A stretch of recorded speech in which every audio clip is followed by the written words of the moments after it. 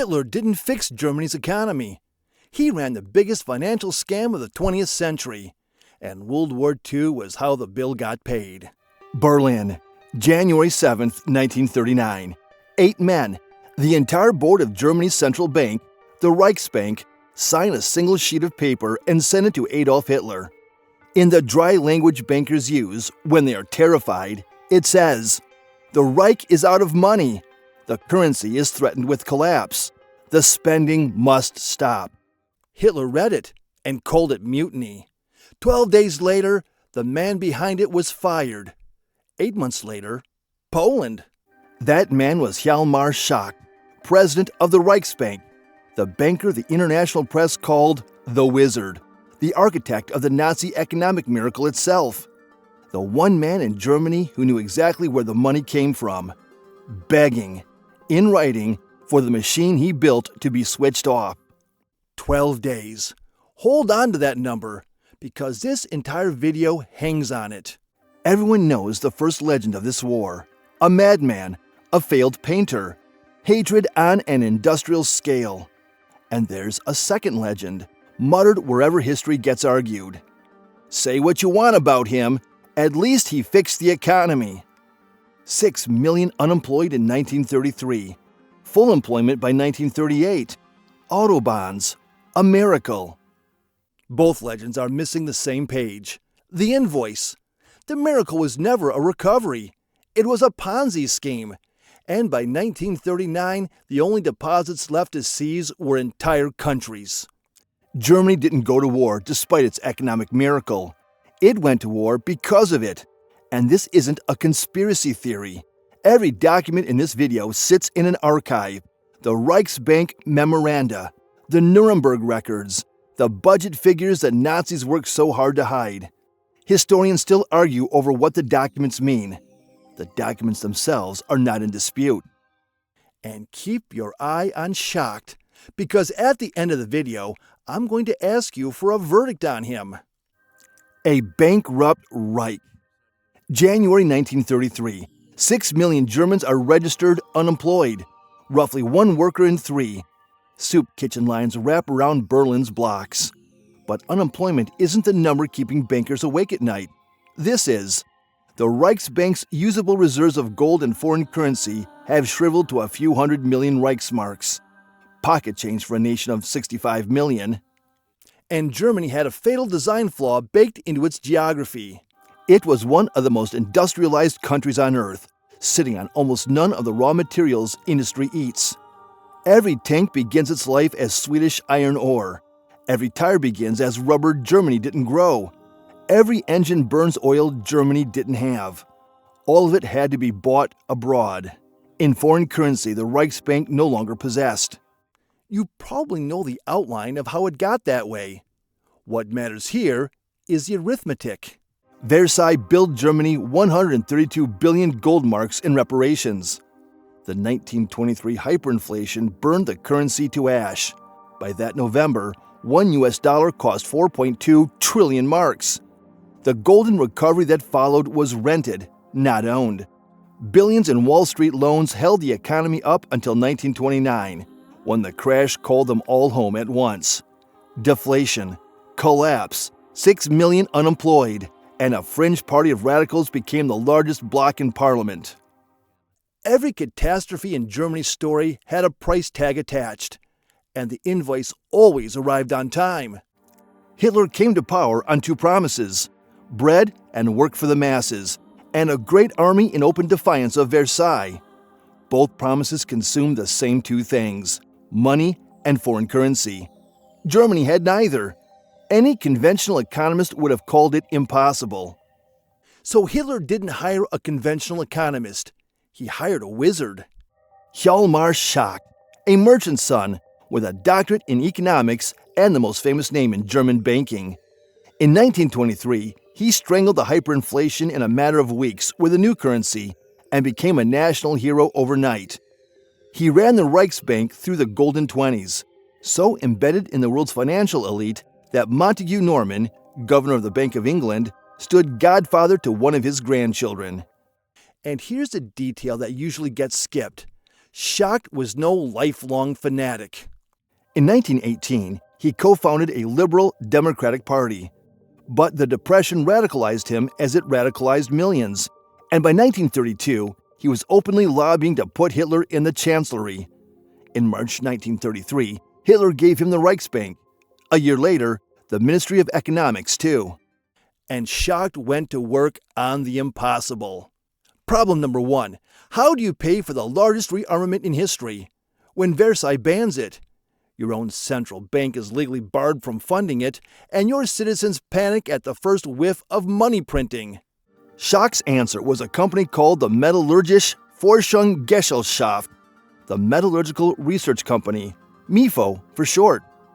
On paper, it was owned by 4 giants of German industry, including Krupp and Siemens. Its capital? 1 million Reichsmarks. It had a handful of employees, no products, no laboratories, and in its entire existence, it never conducted a single piece of metallurgical research. It existed to do exactly one thing: watch the money move. The military orders tanks from Krupp. Krupp delivers, but instead of cash, it receives a bill of exchange drawn on Mefo, an IOU from a research company that researches nothing. Whenever Krupp wants real money, it takes the bill to the Reichsbank, which, under a secret state guarantee, converts it on demand.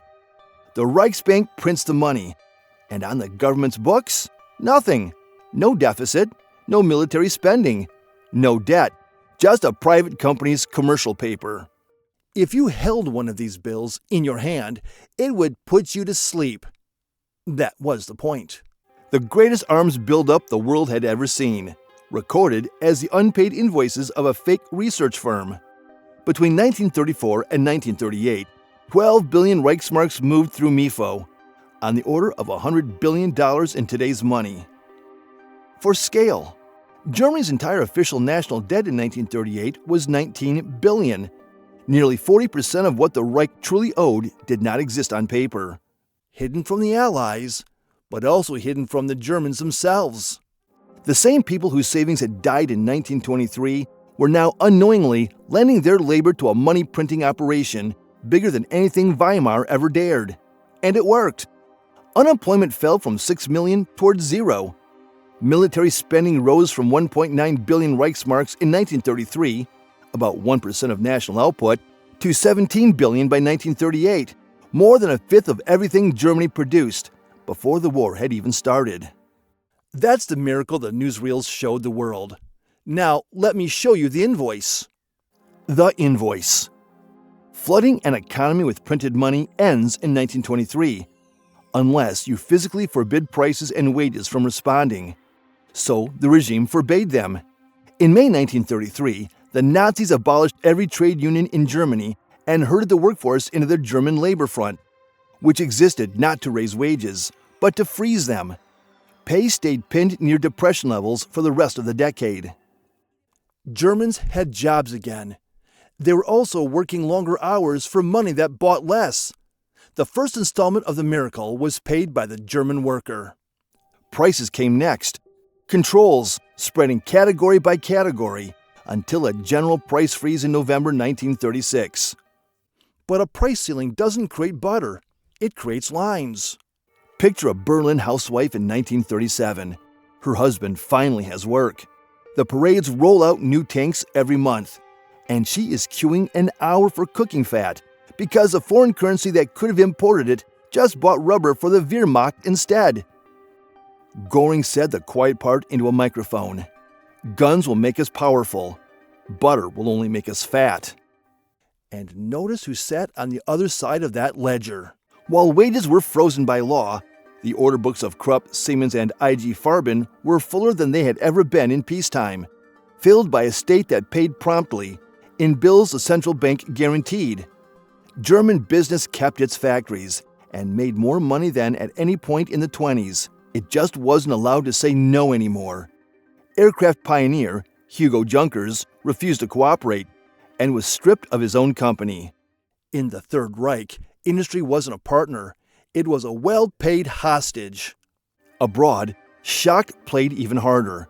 In 1939, he simply defaulted on most of Germany's foreign debt. billions owed to American and European investors, and then, under his new plan, placed every import in the country under bureaucratic license. Not $1 left Germany without his signature. Trade with smaller nations became barter. German aspirin and harmonicas for Yugoslav copper, Romanian oil, Brazilian coffee, settled in blocked Reichsmarks that could only be spent on German goods. Berlin was building an empire of IOUs before a single soldier crossed a border. And when squeezing workers and shoppers was no longer enough, the regime reached for a colder source of cash: its own victims. Jewish families trying to flee Germany were stripped on the way out. A punitive flight tax and capital controls confiscated most of what they owned. Schacht's Reichsbank helped enforce those controls for a brutally simple reason. Jewish wealth converted into foreign currency would drain his reserves. In 1938, Aryanization forced Jewish owners to sell businesses built over generations for fractions of their worth. And after the Kristallnacht pogrom of November 1938, the smashed shops, the burning synagogues, the dead, the state fined the entire German Jewish community 1 billion Reichsmarks, roughly $9 billion in today's money, billed to the victims of the violence, and booked as revenue in a Reich budget that was, by that winter, desperately short of cash. The genocide came later. The balance sheet persecution was already full operational. The countdown. By 1936, Schacht himself wanted to slow the machine down. The economy was at full capacity. The foreign exchange was bleeding out. His tricks were hitting their limits. And here, the two architects of the miracle split, because Hitler never saw the economy as something to stabilize. He saw it as a weapon with a countdown timer. In August 1936, at Obersalzberg, Hitler personally drafted one of the most chilling economic documents of the century, the 4-year Plan Memorandum. It ends with 2 commands. The German army must be operational within 4 years. The German economy must be fit for war within 4 years. Göring, a man who knew almost nothing about economics and was proud of it, was placed above Schacht with near-dictatorial powers. Germany lurched into autarky: synthetic fuel, synthetic rubber, steel smelted from low-grade domestic ore. Preparation, in plain terms, for surviving a blockade. Schacht, sidelined and furious, resigned as economics minister in 1937. And now, the part most versions of this story miss completely. The economics set the war's timetable. In November 1937, in the meeting recorded in the Hossbach Memorandum, Hitler told his military chiefs that Germany had to act by 1943 at the very latest. Why a deadline? Because Germany's advantage was borrowed, literally. Britain, France, and the Soviet Union were rearming now too, with deeper pockets and more of everything. Germany could not win a spending race. It had bought a head start on credit. And a head start is a wasting asset. Even the Mefo bills carried 5-year maturities. The first great wave came due in 1939. The bills were coming due, in every sense. Now look at 1938 the way the Reichsbank saw it. In March, German troops rolled into Austria past cheering crowds. That's the newsreel. In the vaults, the Anschluss was a heist. Austria's central bank held gold and foreign reserves worth several times what Berlin had left. The exact totals are still debated, but no serious estimate disputes the imbalance. That plunder bought the rearmament machine months of life, not years. In the autumn, Munich delivered the Sudetenland without a shot. In March 1939, the rest of Czechoslovakia followed. And with the Skoda Works, one of the great arsenals of Europe, plus Czech gold, tens of millions moved to Berlin's account through the Bank of International Settlements in Basel, while the actual bars sat in London. Each conquest refinanced the next. Austria's reserves carried Germany to Munich. Czech industry helped arm the attack on Poland. Sound familiar? That is a structure of a Ponzi scheme. A Ponzi doesn't collapse when it stops growing. It collapses the moment new deposits stop arriving. And in December 1938, the deposits stopped. The Reich floated a bond issue, and German savers, quietly without a single speech, refused to buy it. The regime had exhausted taxes, hidden bills, confiscation, and its citizens' trust. When savers stop depositing, a Ponzi has two options: collapse or seize the deposits of others. Nations were the only depositors left. That is the moment 8 men put it in writing. January 7th, 1939. The currency is threatened with collapse. The spending must stop. It was the last institutional break inside the Third Reich, and Hitler tore it out. Schacht dismissed within 12 days. His replacement, Walter Funk, a man chosen precisely because he would never write such a memo. That June, a new law formally subordinated the Reichsbank to the Führer's will. The printing press now answered to one man. 6 months after the memo, Germany invaded Poland. Plunder stopped being a side effect of Nazi policy and became its fiscal foundation. Historians have fought over this for 50 years, and the battle lines are worth knowing. In the 1970s, the British historian Tim Mason argued that Germany's internal economic crisis practically forced the timing of the war. He called it a flight into war. Richard Overy pushed back hard. The crisis was real, but manageable, and Hitler chose war out of ideology, not desperation. The modern synthesis belongs to Adam Tooze, whose 2006 book, The Wages of Destruction, is now the standard economic history of the Third Reich. Tooze's answer, in one line: ideology decided the what, economics decided the when. Hitler wanted war from the beginning. The arithmetic told him it was now or never. And that's the collaboration this story demands. There's a crude version of this argument. The bankers built Hitler's war, and it's false. Schacht was no puppet master. The industrialists were opportunists rather than planners, and no ledger will ever explain Auschwitz. The engine of this regime was a racial ideology that economics can describe but never excuse. But the opposite comfort is dishonest too. The idea that the Nazi economy was an innocent recovery program that a madman later hijacked. The record says otherwise. The army was built on hidden debt from year one. The bills were designed to come due. The persecution was profitable, and the profits were budgeted.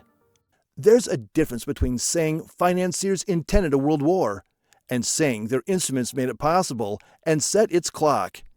Most historians land on the second. No single factor explains the catastrophe, but telling the story without the financial chapter is telling it with the spin removed. So step back and look at what the miracle actually was. A bankrupt country with no raw materials built the most feared military machine in Europe in 6 years, using a fake company to hide the debt, frozen wages to hide the inflation, price controls to hide the shortages, import licenses to hide the bankruptcy, confiscation to plug the deficits, and finally, conquest to pay for all of it. Every tool solved one crisis by scheduling a bigger one. The miracle was never a recovery. It was a loan taken out against a war. And the pattern didn't die in 1945. Economies quietly reorganizing around military production. Rearmament financed through instruments designed not to look like debt. Autarky rebranded as self-sufficiency. Trade used as a weapon.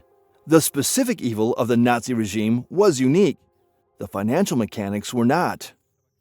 And mechanics, unlike men, are reusable. So the next time someone tells you Hitler at least fixed the economy, you'll know what the fix actually was: an armaments bubble that could only be repaid in conquest. Germany didn't go to war despite the miracle. The war was the miracle's payment plan. And remember how long a dictatorship needed to silence the last man who said so in writing: 12 days. Which brings us to your verdict. Hjalmar Schacht stood trial at Nuremberg alongside Göring and walked out acquitted, one of only 3 defendants who did. How he talked his way out of that courtroom deserves its own episode. But you've seen the documents he left behind. So, was Schacht a brilliant patriot who built a monster by accident and pulled the alarm when he finally understood? Or the guiltiest man in the room, the one who knew exactly what the numbers meant and kept signing anyway? Genius or accomplice? I read every comment. Convince me. If you've made it this far, drop a 12 in the comments. You know why. And if this changed how you understand the most studied war in history, subscribe. We're building a community for people who want the forces underneath the textbook story. There's a video on your screen right now that follows another trail of money into another war. Follow it.